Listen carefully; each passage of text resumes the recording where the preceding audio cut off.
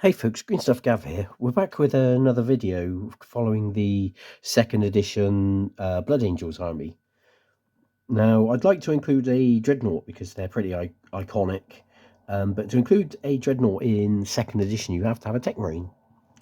Now, thankfully, I got this one in a trade on the Facebooks, pretty standard Techmarine, but no servo arm, so we've got a 3D printed one.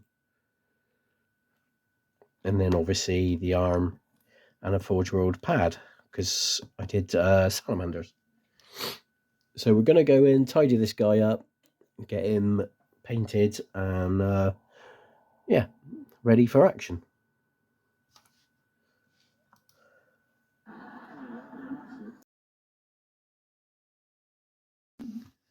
Now, the thing with the old metal models is sometimes you get a little bit of a mold line across. So we'll go in with a needle file just to tidy that up.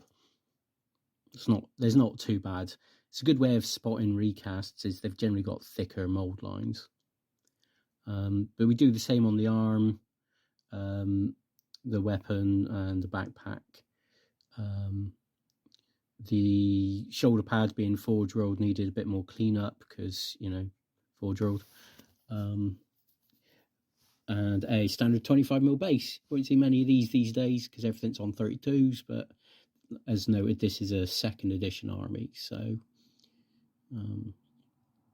I really like that pad, to be fair. It's I'm kind of glad the Salamanders one had their own pads. Pre-drilled the bolt pistol because, you know, you got to drill all the barrels. And we had an undercoat in Colour Forges Black. Now we're going to be slightly different here because there's a lot of metallics. We're going to give it all a dry brush. This will give us a nice darker metal, and then we'll pick out over the top. You can see here, for example, on those pipe works, we give it a second dry brush, and you can already see there's a bit of colour variance, a bit of shading, which is good. Otherwise, I was going to go for a much brighter red. As you saw in the previous video, the Blood Angels are quite dark, but I decided to keep it consistent. I think if he'd been too bright, he would have stood out and it wouldn't have quite looked right. So this is Word Bearer's red. I'm being very careful here. There's lots of layered armour, so we're going almost to the edges just to give us some black lines in between plates. See, I was avoiding the metal loincloths he's got. I was thinking of leaving them black, but I do go back and pick them out.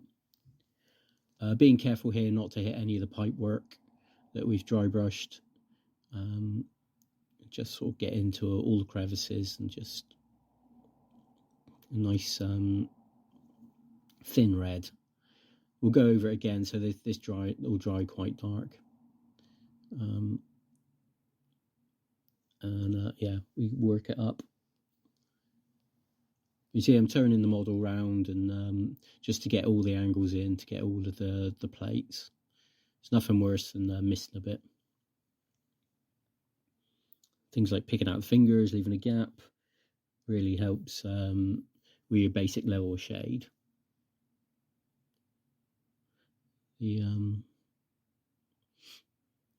Yes, quite straightforward. It's very time consuming, all these fiddly details, but I think they certainly add a lot of character.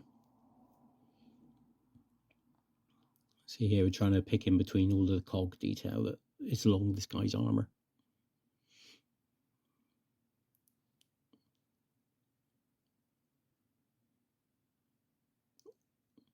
Yeah, we're still going on the same colour, but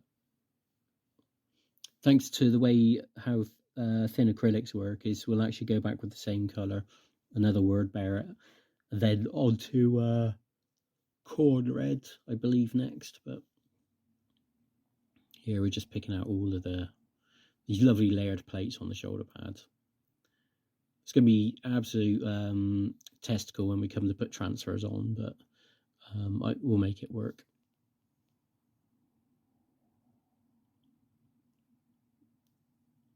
I know in the 90s a lot of like the weapons and the servo arms will be picked out in reds as well, but I'm a little bit darker on these. So see, we got this corn reds are really more vibrant. So we can already see, you know, I'm just working on layering this up. Thankfully, with so many details and quite thin coats, is by the time you've done the whole model, the start is dry again. So we're pretty much following the same pattern that we did last time, the last layer.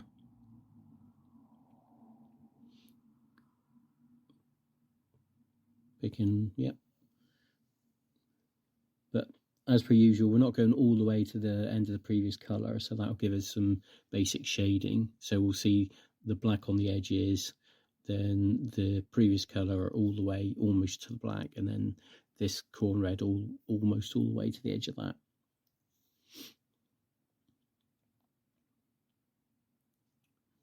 Yeah, avoiding all of the shaded recesses. So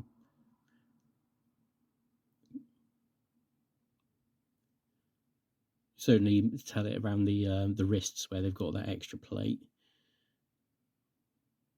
Yeah,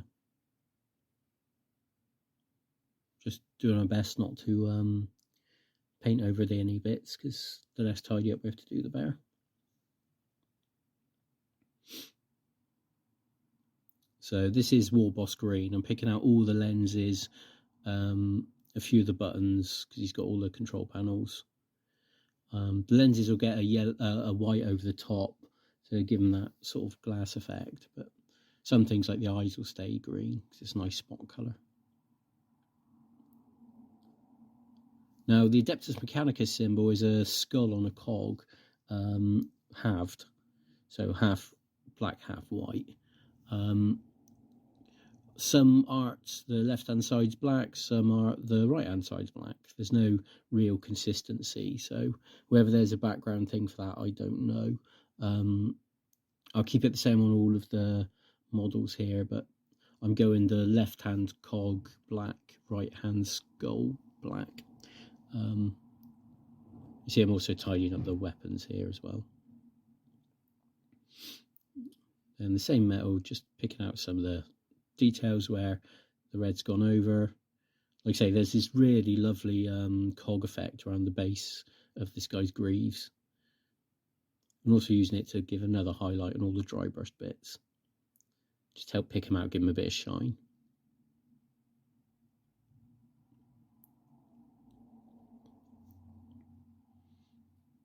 Yeah, it's quite a easy process. Things like studs on this servo arm, pick out the rotating sections. But you can see we've left some of the dry brushed areas there just as was. So that gives us some contrast between the metals. So you almost get like a different texture.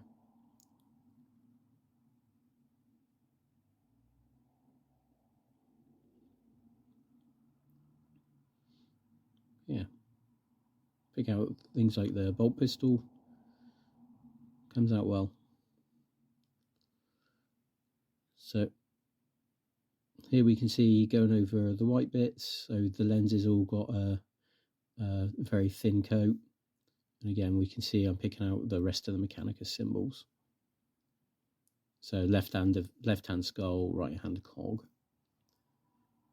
The only difference is the axe itself, where almost as if it was folded in half.